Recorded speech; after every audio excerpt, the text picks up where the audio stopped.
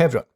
Over the last years, Asus have experimented with a couple of different designs in order to be able to put powerful hardware specs inside thin and compact laptop formats, and their latest creation, which is the 2021 Asus ROG Zephyrus S17, is in my opinion their best such design so far. This video is only a preview of the Zephyrus S17 based on my time with this pre-release sample illustrated here. We're not going to cover the performance in depth at this point, since this is not a final release unit, but that's coming in a near future review, so make sure to subscribe for it. Okay, so most thin and light 17-inch performance laptops such as the Razer Blade Pro or the MSI GX705 Stealth have to somewhat compromise on the hardware's power and overall performance in order to keep the temperatures and noise levels within usable limits. Asus have such designs as well, but they also try to go a different route on their top-tier models over the years, and now on this Zephyrus S17, which incorporates the same kind of hardware and performance that's normally only available in thicker full-size products such as their ROG Scar 17. On a first look, this S17 appears to be a regular 17-inch notebook. Asus no longer went with the reversed keyboard as on their previous Zephyrus S17 series, but with a centrally positioned keyboard and an ample armrest as on most other laptops. However, the trick is that the keyboard mechanically lifts up and separates from the main chassis when you open up the lid. This way, the thermal module easily draws fresh air from underneath this keyboard and from under the laptop, and then pushes the hot air out through the back behind the screen. Furthermore, this design no longer compromises on the laptop's ergonomics, allowing for the full-size keyboard and clickpad, and since the keyboard's deck is separated from the components, it doesn't get as hot to the touch as it does on the standard designs when running games and other demanding loads. On top of all this design allowed Asus to implement a full-power Core i9 processor and an RTX 3080 GPU that runs at up to 140 watt of power here, all tucked within a 20mm thin chassis. Paired with the craftsmanship quality, with the inputs and screen options, with the camera at the top of the screen and advanced Optimus on some configurations, plus a 90 Wh battery and a complete set of ports, this ROG Zephyrus S17 might well be the best 17-inch performance ultraportable of this generation. But let's not get over ourselves here and have a better look at this laptop first.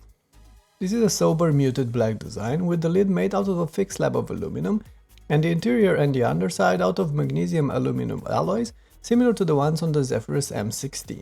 However, Asus have reinforced the D-panel here and found a way to fix those creaky noises that I've encountered on the M16 models, which are completely gone here.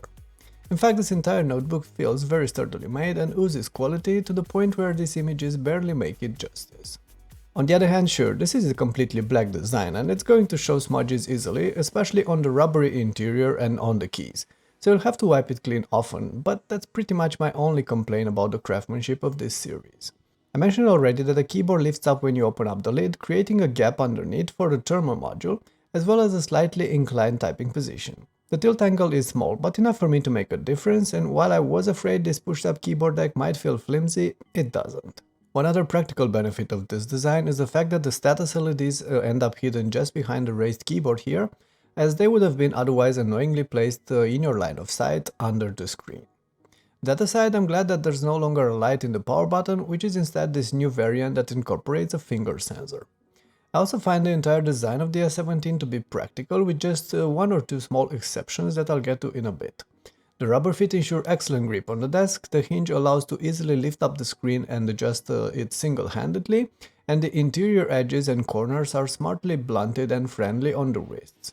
The laptop is also compact and lightweight for what it is, almost the same size as a Razer Blade Pro, and slightly lighter in weight, but still overall bigger than an MSI GS Stealth. You can also tell its compact size by the bezels around the screen, very slim at the sides and average at the top and bottom.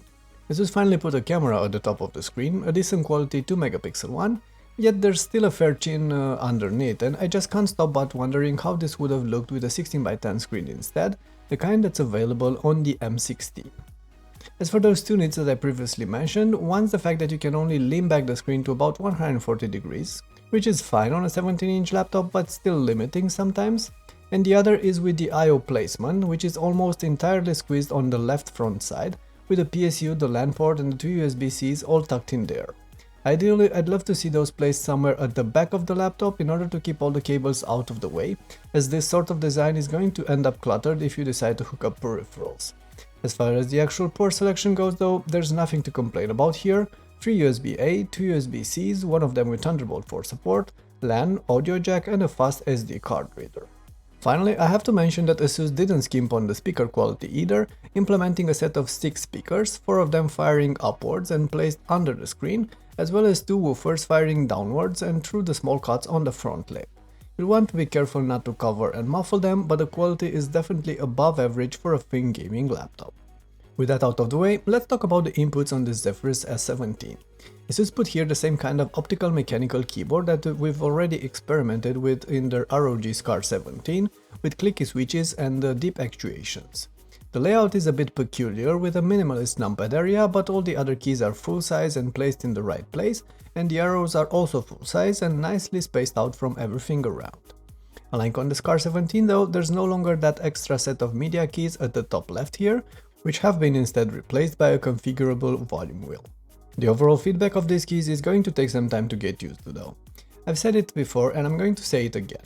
Mechanical laptop keyboards are somewhat weird to me and different from the rubber dome keyboards that I'm used to on laptops, which somehow I still prefer. And that's despite the fact that I've been using mechanical PC keyboards for a while now, but these laptop implementations are just somehow off for me.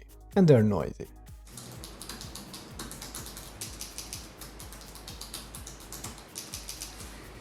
Asus also implements RGB per key illumination on this keyboard with bright and uniform LEDs, and a fair bit of configurability is possible in the Aura Control app.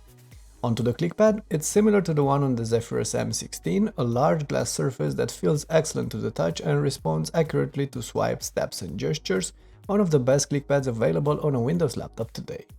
As for biometrics, there's a finger sensor baked into the power button here, but no IR cameras. For the screens, Asus offers 2 excellent options on this 2020 ROG Zephyrus S17 series, both 16:9 in format, matte and non-touch, but with 2 different panels and sync options. We have the 4K panel on this sample and it looks amazing, as you can tell based on the specs listed down below. This comes with adaptive sync and there's no doubt it's an awesome display, even more impressive in real life than in these images. Still, if I do get to complain, although I really shouldn't, I would add that I noticed some light bleeding on the lower lip of this sample, that this panel does not get as dim as I'd perhaps want at the lowest brightness setting, and that the blacks aren't amazing either once you push up the brightness. So if given the choice, the QHD 165Hz panel would definitely my go-to here for a couple of other reasons as well. It's sharp enough at QHD resolution, it's better suited for gaming even on an RTX 3080 configuration, especially with ray tracing, it's more affordable and more efficient, and finally, those QHD configurations support Nvidia's advanced Optimus technology on this laptop, which we'll get to in a bit. Okay, time to talk specs. As I mentioned already, we're not getting into any performance numbers at this point, and we're not going to discuss temperatures, noise levels, or battery life either. Those will be available once we get to test the retail model with a finalized hardware and software, hopefully in the near future. I can tell you a couple of things about the hardware and the thermal module though. The Zephyrus S17 series is Intel exclusive, built on the 11th gen Intel Tiger Lake H45 platform. There's a Core i9 processor in this model, and I don't know if Asus plans to offer any Core i7 mainstream configurations as well, but they might. Both CPUs are 8-core 16 threads anyway, just with higher clocks and turbo velocity on the i9. For the RAM, the Zephyrus S17 still gets part of it soldered on the motherboard, as well as an upgradable DIMM. Our unit got 16GB soldered and an extra 16GB DIMM for a total of 32GB in dual channel. The storage consists of 3x PCIe Gen 4 M.2 storage slots with RAID support. Gen 4 is part of the novelties available with the 11th gen Intel platform, and the RAID array allows for the fastest transfer speeds I've encountered on a laptop to date.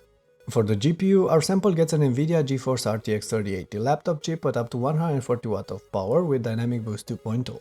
No word on whether 3060 or 3070 configurations would also be available, although I do hope for at least a 3070 model with a QHD screen. That would be a good value pick and significantly cheaper than the 3080 4K model that we have here. Now, the QHD panel configurations are going to support Nvidia's advanced Optimus technology, with a smart MUX-like switch that allows to seamlessly switch the video throughput and display signal between the iGPU and DGPU without requiring a restart.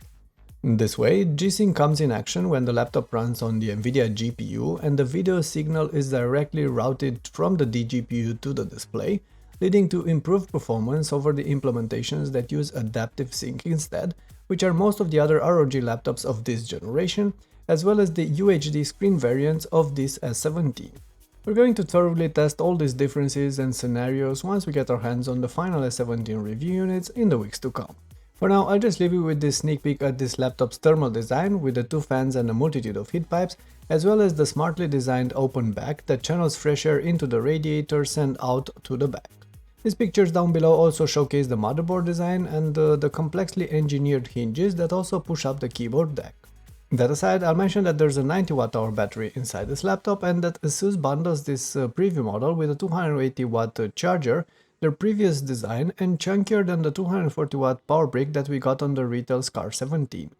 USB-C is also possible, and here's how a 65 watt Asus USB-C charger compares to the 240 watt and the 280 watt Asus bricks in terms of size. In conclusion, I know, you're pissed about the lack of an AMD model on this Zephyrus S17, but that's just the way it is. I haven't run any detailed test on this early sample, but from the little I did run, this Intel platform is no slouch. General demanding loads and especially gaming, that's where I'm pretty sure this will end up at least competitive with the AMD models. This aside though, the Zephyrus S17 is very promising to me.